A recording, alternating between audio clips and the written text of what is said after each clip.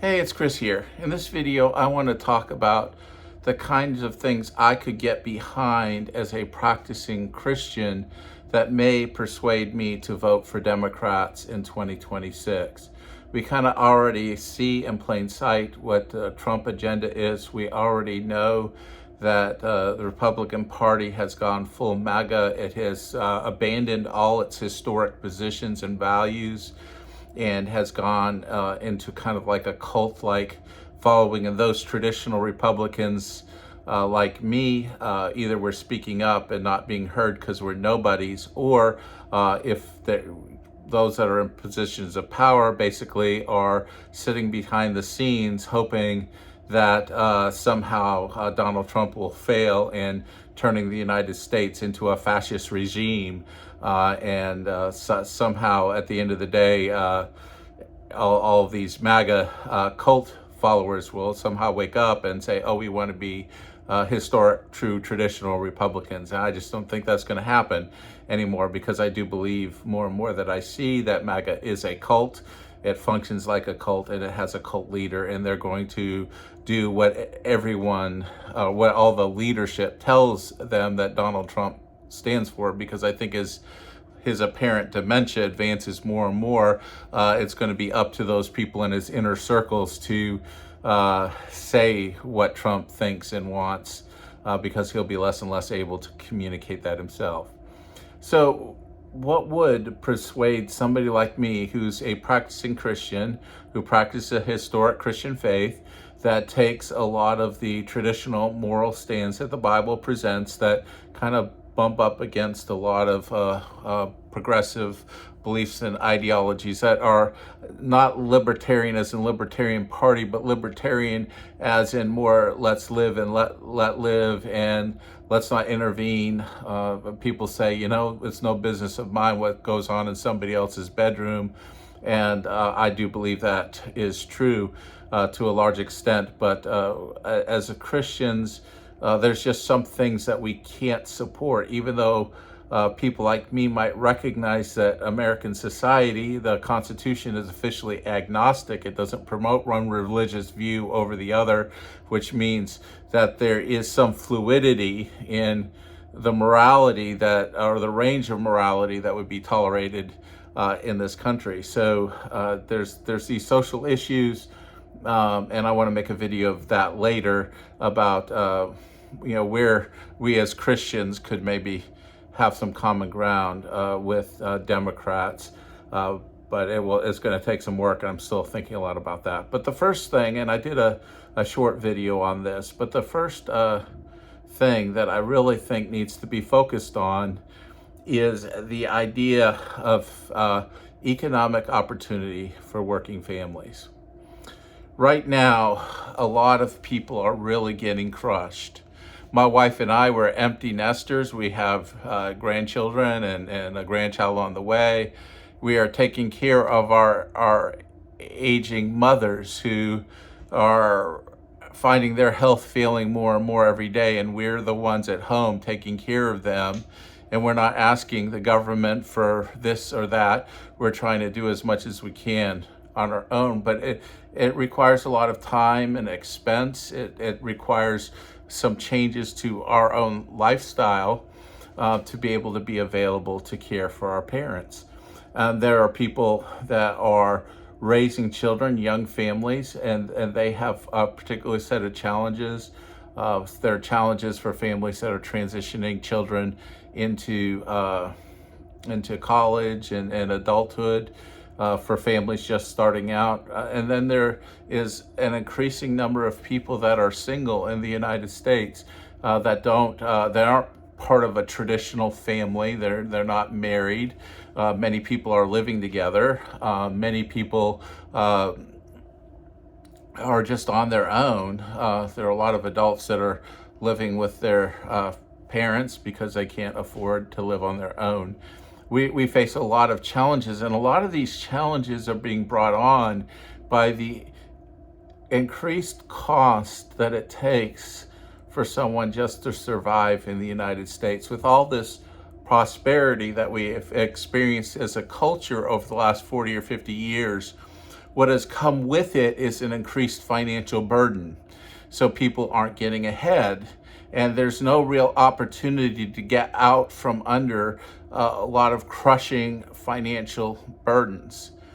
And families have been talking about this for a long time, that they want the economic opportunity to be able to work and not face crushing burdens in their lives. And Democrats have talked about it for years. Republicans have talked about it for years.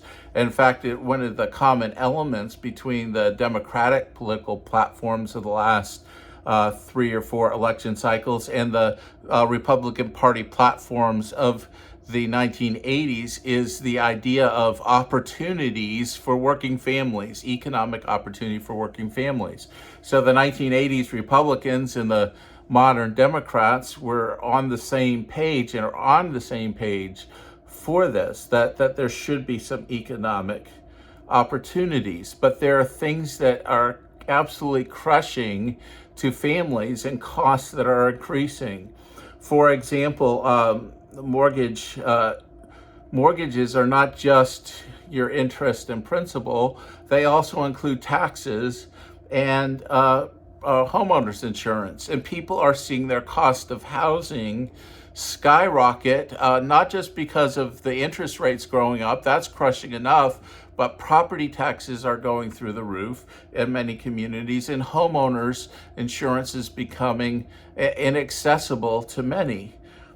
So many working families need relief, not just to be able to deduct mortgage interest from their taxes, but also to be able to fully deduct their property taxes and their homeowners insurance from their taxes.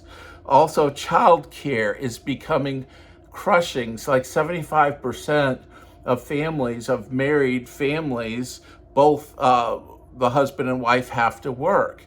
And in 2-parent families with children, just to survive, they give up so much of their income for child care. And there's first, it's so expensive because there's a lack of child care in communities. There's not any kind of financial incentive for people to start a child care agency or child care center for working families, or after hours or weekends and things like that. So maybe if there was some financial incentive for people to go into that business, also that working families could fully deduct from their taxes childcare expenses, what they're paying for childcare. How about things like stay-in-place vouchers? So if somebody has an accident that makes them temporarily disabled or fully disabled, or somebody loses a job, oftentimes what happens is they have a house, maybe they've been in that house for 15 years, they're raising their children, that's the only place they've ever known, and now all of a sudden, because of an accident, because of job loss, all of a sudden this family is going to be displaced and borderline homeless. Why not, rather than uproot and upset them, have some kind of stay-in-place program to help them stay where they're at while they transition through whatever difficulty they're facing, so they don't have to leave that home that they're in and that they're raising their kids in. Just something to think about. What about small business tax credits for hiring and training and educating those that are on welfare, those that struggle to find stable employment?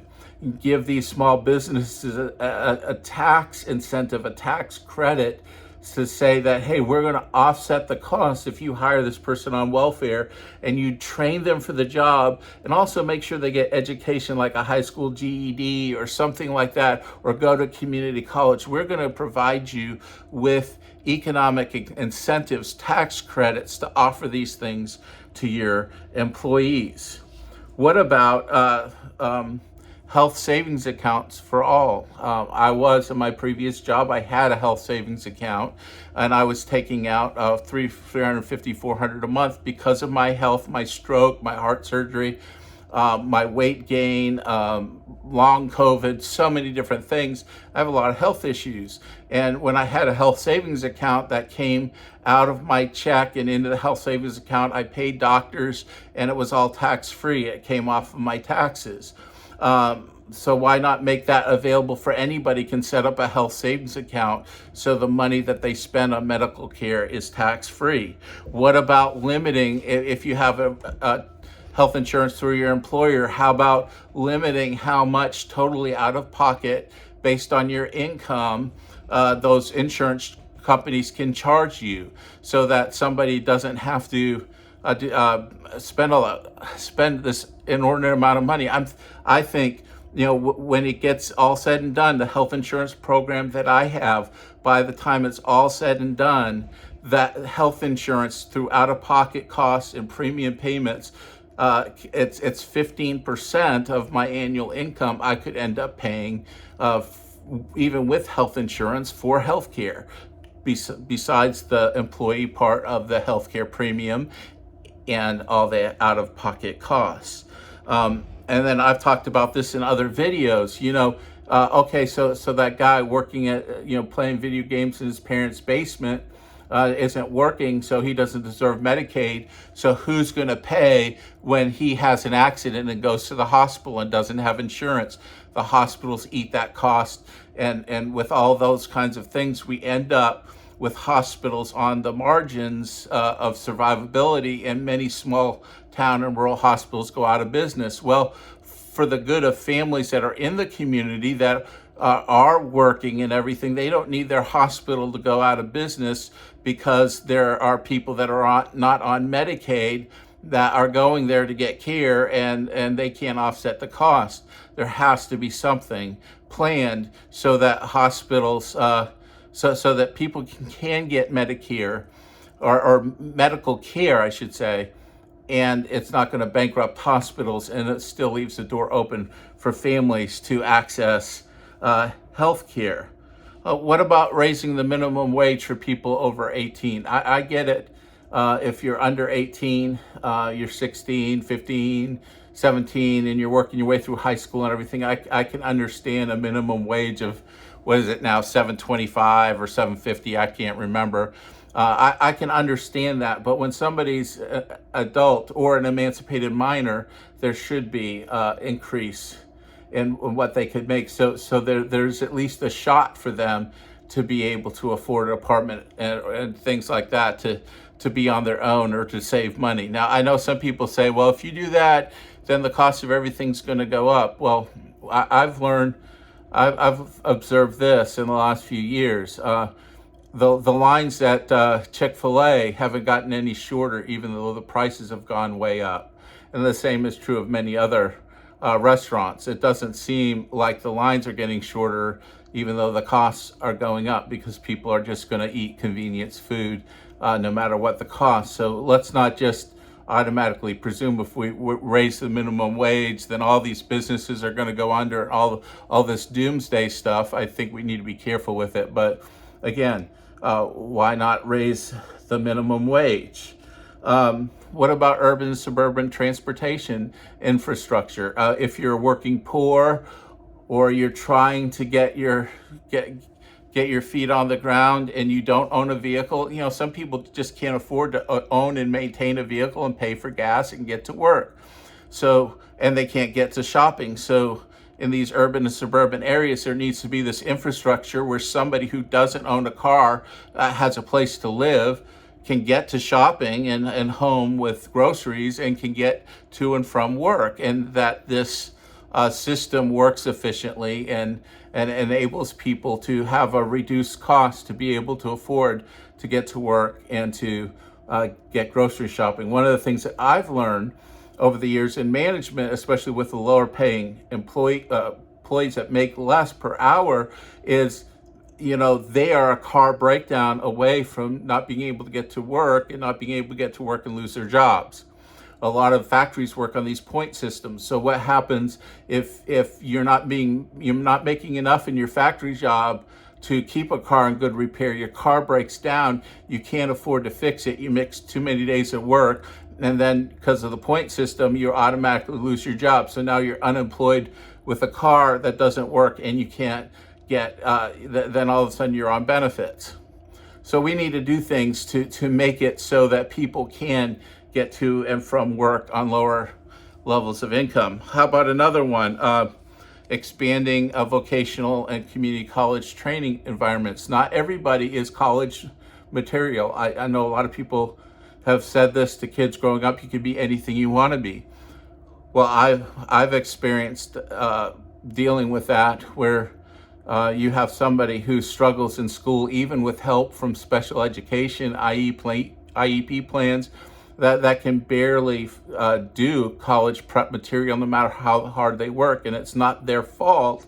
It's the fault of their cognitive level and their ability to understand things.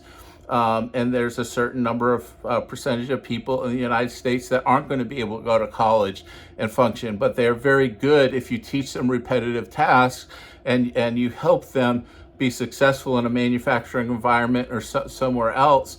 But they need the training to get there to function, because those places are not going to hire them until they know that they can do the job. So let's help those people who may not be academically gifted, that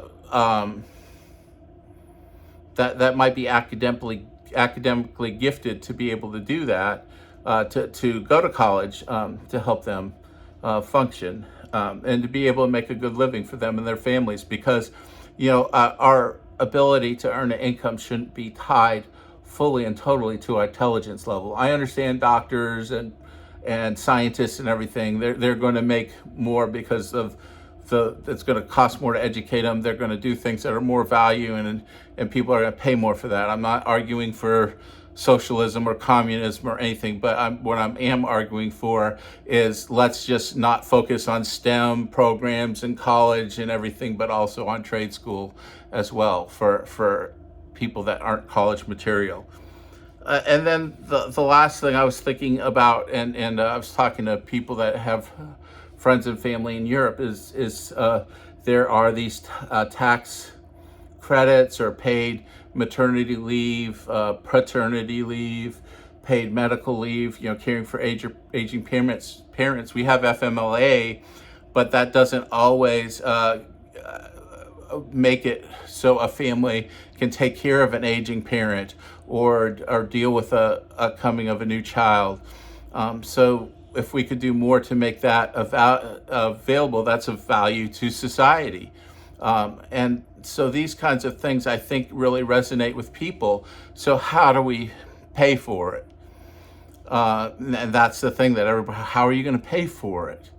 Well, I think, two things. One is, maybe we need to keep the tax credits for everybody up to like $1 million a year, or the tax cuts that we have under Trump up to $1 million a year, but then put in something for those over $1 million a year, that their marginal rate goes up significantly. And the other thing is what about those people with over, let's say, $100 million in investments, that they're just, investments are just sitting there year over year accruing value. So if somebody worth 100 million is worth 120 million the next year, and 145 million the next year, and all of a sudden they're a billionaire, then a 2 billionaire, and then a 3 billionaire.